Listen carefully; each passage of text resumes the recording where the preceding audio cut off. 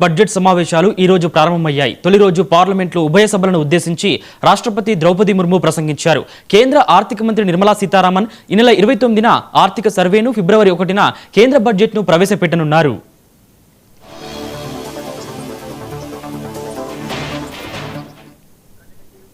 గడిచిన ఏడాది వేగవంతమైన ప్రగతి, గొప్ప సాంస్కృతిక వారసత్వానికి గుర్తుగా నిలిచిపోయిందని రాష్ట్రపతి ద్రౌపది ముర్ము అన్నారు. వికసిత్ భారత్ నిర్మాణంలో 2026వ సంవత్సరం ఒక కీలకమైన పునాది సంవత్సరంగా నిలుస్తుందని ఆమె అభివర్ణించారు. గత దశాబ్ద కాలంలో భారత్ అన్ని ప్రధాన రంగాల్లో తన పునాదులను పటిష్టం చేసుకుందని, భవిష్యత్తు వృద్ధికి బలమైన మార్గాన్ని నిర్మించుకుందని పేర్కొన్నారు.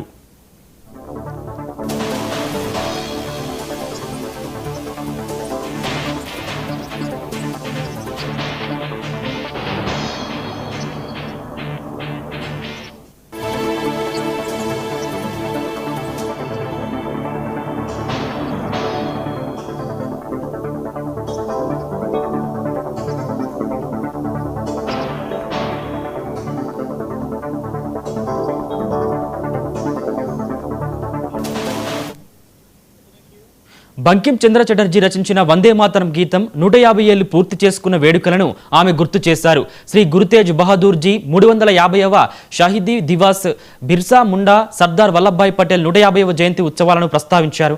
దేశం తన పూర్వీకుల సేవలను గౌరవించుకున్నప్పుడు యువతరంలో స్ఫూర్తి రగులుతుందని, అది అభివృద్ధి చెందిన భారత్ దిశగా దేశ ప్రయాణాన్ని వేగవంతం చేస్తుందని రాష్ట్రపతి తెలిపారు.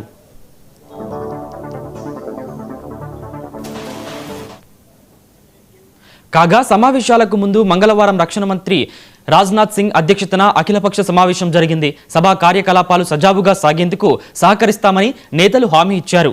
ఓట్ల దొంగతనం ఆరోపణలు, ఓటర్ల జాబితా సవరణ, ధాన్యం సేకరణ, ఉపాధి హామీ పథకం వంటి ప్రజా సమస్యలపై దృష్టి సారిస్తామని కాంగ్రెస్ పార్టీ ఈ సమావేశంలో తెలిపింది.